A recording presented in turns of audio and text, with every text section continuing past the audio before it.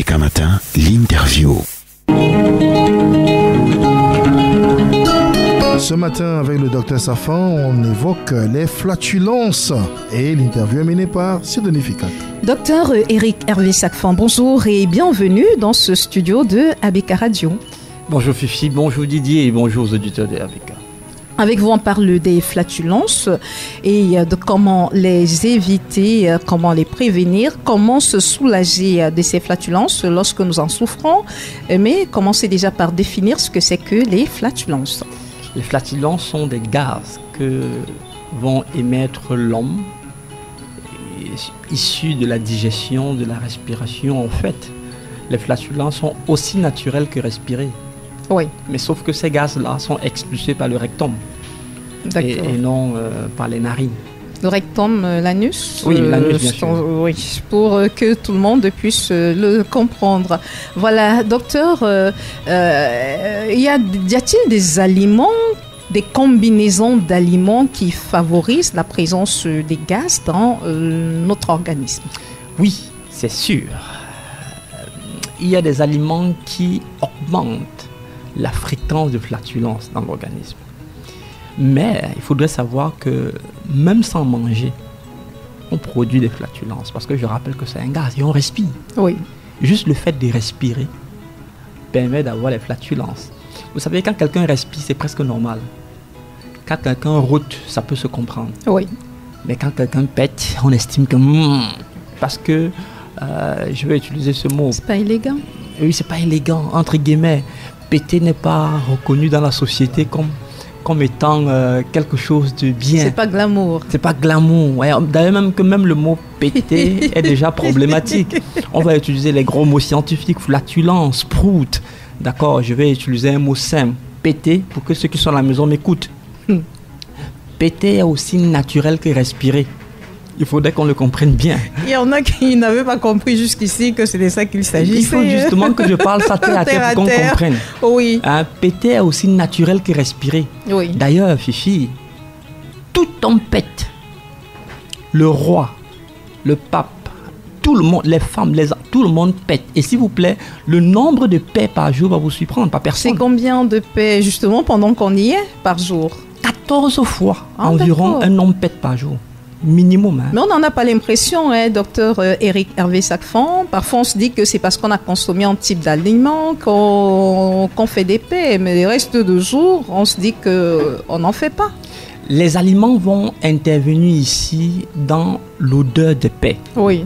Mais, qu'il y ait aliment ou pas, combinaison d'aliments ou pas, on pète quand même. Je rappelle qu'on pète vivant, on pète même mort. Oui. On pète dans le sommeil, on pète étant éveillé. Il y en a qui ne sont pas conscients. Bon, dans le sommeil, c'est pas contrôlable, mais pendant qu'on est éveillé, on peut quand même réussir à... Ça s'explique. Le fait qu'on pète même un peu plus dans le sommeil que lorsqu'on est éveillé. Ah, d'accord. Peut-être c'est pourquoi certains ont l'impression qu'ils ne font pas d'épée, parce que ça intervient pendant le sommeil où ils sont dans un état semi-inconscient. Tout à fait. Et en journée, ils n'ont pas toujours conscience au moment où ça doit être expulsé. Parce que le corps, lorsque le corps est détendu, alors les gaz s'échappent facilement. Et quand on dort, naturellement, presque tous les muscles sont détendus. Et en ce moment, puisqu'on n'est pas toujours conscient, ça peut sortir sans qu'on ne puisse contrôler ça par le sphincter qui est au niveau de l'anus. Mais toutefois, que vous soyez conscient ou pas, sachez que vous pétez au moins 14 fois par jour. Et il y en a même qui peuvent aller plus loin. Là, c'est quand il y a déjà des symptômes des maladies sous-jacentes. Parce que la fréquence des pets peut également indiquer des symptômes de pathologie. Donc, la fréquence normale, c'est 14 fois par jour. Si on va au-delà, on commence à s'interroger sur notre état de santé. Entre 18 et 25 paix, ça commence à être problématique. On peut ça peut déjà attirer notre attention. Mais notons que les femmes, généralement, pètent un peu plus que les hommes. Ah, d'accord. À quoi c'est dû? Et pourtant, on n'a pas l'impression, docteur. Oui, pourtant, ce sont elles qui n'aiment pas montrer qu'elles pètent. C'est-à-dire, elles se cachent. Ce n'est pas élégant, comme vous l'avez dit tout à l'heure. Mais en réalité... Tout le monde se cachait, docteur. C'est pas que l'affaire des femmes en matière de paix, c'est tout le monde qui se cache pour le faire. On ne devrait pas. Justement, si tu Est-ce qu'on devrait le faire devant les gens? Est-ce qu'on respire devant les gens? Oui, bon, c'est la respiration. Puisque c'est un élément naturel. Péter est naturel. Et il n'y a rien de naturel Au à ça. point de mettre mal à l'aise ceux qui sont autour de vous, docteur. Justement, quand l'odeur devient problématique, c'est qu'il y a un problème, justement. Sauf si l'odeur que- commence à être nauséabonde, c'est qu'il y a un problème. Sauf que... Et en ce moment, pour ne pas trahir votre état de santé, Oui. votre mauvaise digestion, c'est normal de ne pas le faire devant les gens pour ne pas déranger. Mais effectivement, si vous gérez bien vos aliments, vous n'avez pas besoin de sortir pour péter.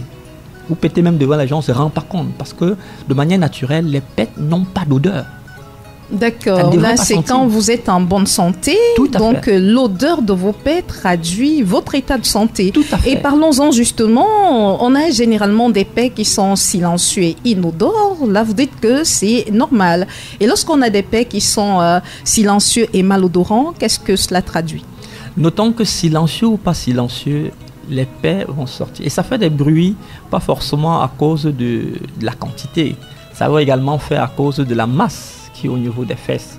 Si les fesses sont compressées et que le gaz doit sortir, c'est normal qu'il fasse des bruits. D'ailleurs, bien de personnes, pour que ça ne dérange pas, vont s'incliner d'un côté, libérer un peu la chair des fesses pour que ça sorte silencieux. Et ça, c'est pas un problème. Donc ça veut Mais- dire que lorsqu'on est assis et qu'on a envie de libérer les pets, il est probable, si jamais on ne s'inclinait pas d'un côté, d'avoir des pets qui soient bruyants. Bien sûr, c'est sûr même d'ailleurs. D'accord. D'ailleurs, les personnes qui sont fortes de corpulence, Oui. et qui ont un postérieur très, très ferme, ou ceux qui vont mettre les moulants, comme les femmes Oui, savent bien, oui, les mettre bien oui, serrer le oui, corps. mhm. Au moment où ils veulent faire des paix, s'ils ne prennent pas la peine d'écarter un peu, c'est clair qu'il y aura des bruits, parce que c'est un D'accord. gaz. D'accord. Ça soit avec une certaine pression. Oui, Et oui. si la pression est obstruée, Mhm. si la voie par laquelle cette pression doit sortir, ce gaz doit sortir est obstrué, ça va faire des bruits. D'accord, d'accord. Et donc, pour ce qui est de la mauvaise odeur, Mauvaise des odeur, pets, peut-être il faudrait aller regarder d'abord, avant d'expliquer les raisons de la mauvaise odeur des pets, Oui. aller regarder un peu les constituants des pets. d'accord. De quoi c'est constitué? Hmm. Les pets sont constitués de plusieurs gaz. Ah oui, plusieurs gaz. Je vais donner ici les proportions des gaz et le nom des gaz qui constituent les pets. Et on va voir D'accord. quel est le gaz qui principalement va apporter une certaine odeur nauséabonde. Nous avons 59% d'azote inodore. Oui. L'azote n'a pas d'odeur. Mhm. 21% d'hydrogène inodore. 9% de CO2 inodore. Oui. Nous avons 7% de méthane. Je vous rappelle que le méthane est un gaz combustible. Oui. Ça veut dire que vos pets peuvent créer l'incendie. Oui, on va y arriver tout à l'heure. On a également 4%. Y a-t-il des hommes d'oxygène. qui aient fait des pets qui aient entraîné des incendies? Oui, il y on a en des- a déjà recensé, docteur. Oui, oui, bien sûr. On a recensé une femme en Europe lors d'une opération. Oui. Au moment où il fallait l'opérer, les gaz qu'on avait à l'intérieur, elle a fait des pets et puis ça a pris feu. Parce qu'à l'intérieur, ces pets étaient remplis avec le dernier gaz qui est de 1%, ce qu'on va appeler le sulfure d'hydrogène. Là, c'est quand vous avez des pets normaux. Oui, Parce qu'il peut arriver que ce dernier gaz soit en proportion plus élevée dans vos pets. le méthane soit en proportion élevée. D'accord. Et dans ce cas, avec l'oxygène, Oui. l'oxygène est de 4%. Et dans ce cas, s'il y a une présence de feu ou une période d'inflammation, ça peut créer l'inflammation et le gaz. Le dernier qui va donner justement l'odeur nauséabonde, Oui. c'est le sulfure d'hydrogène, qui n'est que de 1%. Mais ces 1% qui constituent les gaz du pet représente 99,9% de l'odeur qui va en sortir à cause des aliments. Parce que le sulfure d'hydrogène, c'est un gaz qui est issu de la décomposition digestive des aliments que nous avons mangés. Ça veut dire, lorsque la digestion, on a eu des aliments qui ont une digestion difficile, Oui. comme les légumineux, Mhm. en ce moment, ça va produire du sulfure Légumineux, d'hydrogène. le haricot. Et c'est ce qui explique que très souvent que des gens, lorsqu'ils émettent un type de paix, soient interpellés sur est-ce qu'ils auraient mangé du haricot. Oui, bien sûr. On Oui. va également trouver ce sulfure d'hydrogène dans la décomposition des protéines. C'est pourquoi si vous mangez les œufs, qui sont Les œufs bouillis. très riches en protéines, Oui. vous allez également avoir une augmentation du sulfure d'hydrogène qui va justement avoir un impact sur l'odeur de vos pets. Si vous mangez les œufs bouillis, vous mettez à côté un bon haricot et vous ajoutez à ça une bonne viande. Croyez-moi, Le mélange serait explosif. oui, bien, si vous êtes dans une salle, arrangez-vous à ce que ceux qui sont à côté ne nuisent pas à vos Il pets. arrive qu'on fasse de l'omelette avec garni au haricot ça se fait aussi. Là, c'est un mélange carrément explosif, docteur. Vraiment, si vous voyez quelqu'un manger ça, évitez cette personne pendant au moins 24 heures. Ah, d'accord. Donc, désormais, regardez des gens manger des œufs garnis aux haricots vous suggère de les éviter pendant 24 heures. C'est bien noté. Et là, on entre dans les aliments qui favorisent la production des gaz. Vous avez parlé des œufs bouillis, vous avez parlé du haricot, d'autres aliments. Notons qu'il y a les paix sont des gaz. Oui. Il y a des aliments qui sont riches en gaz, ce qu'on va appeler les crucifères. D'accord. Si vous prenez des crucifères en grande quantité et que les procédures de cuisson n'ont pas été bien respectées, il est évident que la quantité de gaz que vous devez avoir doit s'augmenter, c'est-à-dire le nombre de paix doit également augmenter. C'est déjà important d'expliquer ce que c'est que les crucifères, les crucifères pour la bonne gouverne des auditeurs. Les crucifères sont des légumes de la catégorie des choux. Oui. Les choux, les brocolis, ces choux rouges comme choux blancs. Oui, oui. Ils sont très riches en gaz. Le concombre en fait partie? Non. Le concombre n'est pas riche en gaz, il est riche en eau. D'accord. Mais en ce qui concerne le gaz, c'est les choux, les crucifères généralement. D'accord. Les laitues aussi? Les laitues un peu moins, mais ils sont également riches en gaz, un peu moins que les choux. Les choux, vraiment, la portion de gaz dans les choux, c'est très élevé. D'accord. C'est d'ailleurs pourquoi ceux qui ont des maladies de croche, des maladies de dysbiose, on ne va pas leur permettre de prendre des choux crus. Oui. Parce que cru, ça va augmenter la quantité de gaz et ça va justement créer ici un mauvais fonctionnement digestif. D'accord. Il y a les crucifères, la catégorie des crucifères, mais il y a également les légumineux, j'ai dit tout à l'heure. Oui. Il y a des protéines d'origine animale qui vont également augmenter la quantité de gaz. Notons que dans les légumineux principalement, il y a un élément qui va augmenter la possibilité de paix à cause de la mauvaise digestion de cet élément, ce qu'on va appeler la phytate. La phytate est un élément dans lequel on va trouver l'acide phytique. Et cet élément-là, lorsqu'il n'est pas éliminé avant la consommation, Fifi, si normalement vous devez péter 14 fois, vous allez vous retrouver à péter 18 et même 20 fois à cause de cet élément jusqu'à ce que le corps ait éliminé tous ces éléments qui favorisent et augmentent la présence des paix. C'est le cas de... En fait, cela dépendra de la manière de cuire. Cuisson, oui. Parce que le même haricot, si vous avez bien préparer cuit, ces aliments. Oui, vous n'allez pas subir ça. Et on a qui ajoutent ce qu'on appelle très souvent le sel-gemme. En se disant que ça peut résoudre le problème justement de cette limitation de gaz une fois consommé. Oui, l'iode va aider, mais ne va pas totalement annuler. Oui. D'ailleurs, l'une des méthodes les plus efficaces pour atténuer l'impact de l'acide phytique, c'est le trempage. D'accord. Surtout la germination. Parce que je rappelle que la germination est déjà un processus de digestion. Il est encore mieux de manger les aliments germés que de manger les aliments qui ne sont pas germés. Pourtant, l'idée conçue dans nos villages, c'est que quand ça a commencé à germer, c'est que ça se gâte déjà. D'accord. Grosse erreur, au contraire. Les aliments germés sont bien plus riches et utiles que les aliments séchés que nous avons dans le marché. Pour le cas du haricot, un haricot déjà germé, on le passe encore à la cuisson ou alors on le consomme cru. Excellent. L'haricot germé, vous le faites cuire d'abord. D'accord. Parce que la germination va ramollir, est un processus de digestion, mais ce n'est pas cuit. D'accord. Quand vous allez, d'ailleurs, le haricot qui a germé met moins de temps à la cuisson que le haricot qui n'a pas germé. Moins de temps. Et là, il devrait être cuit à point. Toujours cuit à point. D'accord.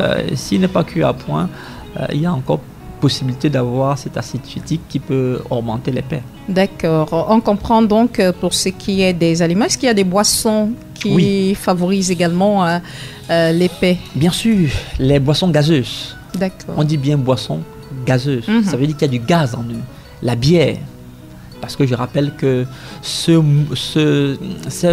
parfum, ou alors je veux dire ce gaz, quand vous ouvrez une bière, ça mousse, ça gonfle, sachez que c'est du gaz. D'accord. Et lorsque vous consommez ça, le corps ne sait pas toujours gérer ce gaz-là. Et par conséquent, il doit l'expulser. Celui qui boit beaucoup pète un peu plus. Celui qui prend beaucoup de fruits, de boissons gazeuses, également, son nombre de paix augmente. Donc les boissons gazeuses, oui, vont augmenter. Et les boissons pétillantes parce qu'on va ajouter parfois du gaz pour rendre une boisson pétillante. Oui, vous allez ajouter ça, mais vous allez également créer une condensation de gaz dans votre système digestif et une augmentation d'épais. Prenons l'exemple des enfants, des bébés qui prennent très souvent du lait artificiel. On a constaté qu'il y en a qui ont du mal à digérer certains laits plutôt que d'autres. Et là, ça peut être un signe qui montre que vous avez des intolérances au lactose. D'accord. Parce que l'intolérance à certains aliments d'origine animale, précisément le lait d'origine animale, cette intolérance va également susciter l'augmentation d'épais. Si vous prenez par exemple un lait quelconque et que vous sentez qu'après l'avoir pris, vous pétez un peu plus, il est conseillé de supprimer cet aliment. D'accord. Parce que c'est pareil pour le haricot. Si vous constatez que le haricot, vous le prenez, vous pétez un peu plus, soit vous revoyez la manière de le cuire, soit vous l'éliminez carrément. Parce qu'un aliment qui n'est pas bien digéré par votre corps laisse plus de toxiques et augmente ici la présence des mauvaises bactéries. Parce que je rappelle que le côlon ou alors l'intestin est le lieu où il y a un plus grand nombre de bactéries dans le corps, ce qu'on va appeler le microbiote. Et ces bactéries doivent être peuplées par de bonnes bactéries. S'il y a plus de mauvaises bactéries, dysbiose, et en ce cas-là, des problèmes de paix vont augmenter et naturellement, les maladies également vont pointer à l'horizon. C'est pourquoi, si la présence du lait ou de la viande ou d'autres aliments augmente les paix et que vous avez des problèmes à les digérer, il est possible que vous manifestez ainsi une intolérance à ces aliments-là. Donc, vous commencez à être allergique à ces aliments. Au mieux, évitez ces aliments. D'ailleurs, de manière générale, et ça, les gens ne le savent pas, plus de 80% des humains sont intolérants au lactose. Docteur Éric Hervé Sacfan, est-ce qu'il est dangereux de retenir l'épais? Parce que très souvent, on se dit ça ne doit pas se faire devant tout le monde, il faudrait se retirer, le temps de se retirer, est-ce que c'est en danger de le faire? Est-ce que c'est un danger si je ferme vos narines? Bon, après, les narines, ça nous permet de respirer. Sachez que le rectum vous permet également de respirer. On ne devrait pas retenir l'épais. D'ailleurs, il y a une chose que j'aime bien dire à ceux qui viennent au cabinet. Ne résistez pas à l'appel de la nature. Lorsque la nature vous appelle, obéissez. Parce que c'est pour votre propre bien. Sachant que notre corps, lorsqu'il fonctionne de manière optimale et normale, chaque signe que donne ton corps te donne une information sur le fonctionnement de celui-ci. Et lorsque vous avez envie de péter, ne retenez pas ces paix. Quand vous retenez le gaz... Quelques secondes, quelques minutes, le temps d'être dans un endroit approprié. D'accord. C'est quelques secondes, le temps de vous mettre à l'aise. Mais si finalement vous serrez au point où la sueur commence à couler, vous serrez au point où les paix rentrent dans le côlon, sachez qu'à force de le faire, vous courez le risque justement d'avoir des problèmes. Quel type de problème par exemple? Ceux par exemple qui ont des dysbioses. Oui. Mais ils doivent absolument péter. S'ils ne pètent pas, ils ont un problème. Sérieux, là c'est vraiment sérieux.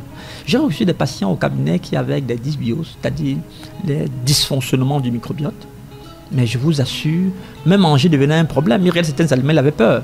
Parce que dès qu'il commençait à manger, augmentation des paix. Et s'il retient les paix, mais il a tous les symptômes de quelqu'un qui a une fièvre. Oui. Il souffre, il coule la sueur, il souffre vraiment. Et quand il insiste même les paix, la prochaine fois qu'il veut faire des paix, ça va être suivi par des sels. D'accord. Ça va être suivi parfois par des glaires. Mais non, il ne faut pas retenir les paix. Vraiment, si vous voulez péter, pétez. Quelles sont les techniques pour favoriser la libération des paix, des gaz? Parce que parfois, on se rend bien compte qu'on est ballonné et ce n'est qu'en libérant ces gaz-là qu'on est un tout petit peu soulagé. Comment est-ce qu'on fait pour favoriser l'expulsion de ces gaz de notre organisme? Si les gaz ont créé des ballonnements, il y a des petites techniques pour permettre de dégonfler le ventre. D'accord. Il y a vraiment des petites techniques simples. L'acide... J'allais dire le bicarbonate de soude joue également bien ce rôle-là. Vous prenez le bicarbonate de soude, vous allez le mélanger à des portions bien précises. Vous le prenez, vous fermez un peu ce qu'on va appeler ici un truc alcalin. Permettez que je donne le nom de truc parce qu'il y a toute une composition pour l'avoir et ça peut dégonfler le ventre. Oui. Ok. Vous pouvez également surtout contrôler le temps de consommation de vos aliments. Il y a un temps où vous devez consommer vos aliments. Si vous voulez éviter de péter en journée, évitez de manger des aliments complexes tard la nuit. Lorsque vous mangez les aliments complexes tard la nuit et que pendant la nuit, au lieu que vos organes soient au repos, la digestion continue à être faite et elle n'est pas totale, il est évident que le matin, pendant la première partie de la journée, les paix seront de manière abondante. Sans discontinuer. Sans discontinuer. Et si vous êtes en milieu professionnel avec les autres, ça peut être désagréable. Bien sûr. Voilà, pour sortir de notre entretien de ce matin, docteur Éric Hervé Sacfan, et on a souvent qui, pendant les rapports sexuels, peuvent être exposés à des paix. Est-ce que les rapports sexuels favorisent les paix? Oui. Chez certaines personnes. Oui, bien sûr. Et même chez tout le monde. Chez tout le monde. C'est une activité physique, le rapport sexuel. Et toute activité physique augmente le débit cardiaque. Et lorsque vous augmentez le débit cardiaque, vous respirez un peu plus. C'est normal parce que le gaz est inspiré, l'inspiration, la quantité, le volume d'air inspiré est élevé. Effectivement, vous pouvez péter pendant que vous êtes en pleine activité physique. Il n'y a pas de honte à cela. Mais il n'y a pas de honte à ça, pas du tout. Vraiment pas de honte. Parce qu'il ne faudrait pas que l'autre partenaire guette son... Il doit même savoir. Et c'est pourquoi une émission comme celle-ci est importante. Sachez qu'une femme qui ne pète pas est dangereuse. Elle doit péter, comme tout homme d'ailleurs. C'est quand vous pétez que c'est la preuve que vous êtes vivant. Peut-être ne saura pas que la femme pète parce qu'elle ne choisit pas de le faire en sa présence. Je vous rappelle qu'il y a un moment en cabinet ou alors dans les hôpitaux où on attend que quelqu'un pète. Il pète, on applaudit. Dans quel pays, docteur? Dans tous les pays, surtout quand tu sors d'une opération. La preuve que l'opération s'est bien passée sur le système digestif, c'est qu'il pète. Là, on sort de l'opération, mais en temps normal, est-ce qu'on doit attendre que quelqu'un pète pour qu'on applaudisse, docteur? Ça veut dire, Fifi, que péter est la preuve que ton système digestif fonctionne de manière optimale. Et c'est problématique quand il y a des odeurs qui suivent ces paix. Tout à fait. Qu'à ce moment-là. Si tu pètes, ça sent. C'est que toi-même, tu as des problèmes. Et quand tu pètes, ça sent. Et qu'est-ce qu'il faut faire alors? Il faut te rendre à l'hôpital ou il faut simplement corriger ce que tu consommes? Corrige ton alimentation, regarde les aliments qui favorisent ça, réduis ces aliments, regarde la qualité de la cuisson. Et si les paix sont plus de 25 fois par jour, consulte. Est-ce qu'on a même souvent le temps de compter, docteur? J'ai fait il faut qu'on prenne le temps pour compter. Si tu soupçonnes. Vous comptez souvent, docteur? Oui, mais t'es arrivé de compter. Oui, bien sûr. D'ailleurs, je m'observe beaucoup. De même que je dis que observez vos selles, de même je veux dire, soyez attentifs à l'humeur ou à l'odeur de vos paix. C'est très important. J'ai des aliments qui, moi, personnellement, lorsque je les prends, augmente l'odeur de mes paix. Et dans ce cas, je sais que cet aliment-ci, je dois l'éliminer. Je connais par exemple tous les aliments dont je suis allergique. Je le connais parce que j'observe beaucoup. Mais la plupart des gens ne prêtent pas attention à ça. Il faut prêter attention à l'odeur de vos paix. Ça indique votre état de santé. D'accord. Si votre femme pète, ça sent. Vous, le monsieur, prenez la peine de corriger son alimentation. Pareil pour la femme. Si le mari pète, ça sent, prenez la peine de regarder son alimentation et de l'aider. Et on peut également corriger. On se cache généralement pour faire des paix, comment on saura ce qu'il faut faire pour aider l'autre partenaire, puisque donc désormais on doit se faire ça en présence de l'autre. Ne vous cachez plus, c'est normal de péter. C'est très normal de péter. Je vous dis que tout homme pète au moins 14 fois par jour.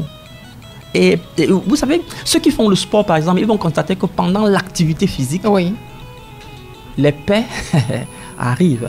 Lorsque la compression commence à être grande au niveau du système digestif, lorsque le volume d'air que vous respirez commence à être élevé, vous pétez. Donc c'est normal. Et c'est bien de péter. Et l'activité sexuelle est aussi une activité physique. Si l'activité sexuelle est bien faite, vous pétez naturellement. D'accord.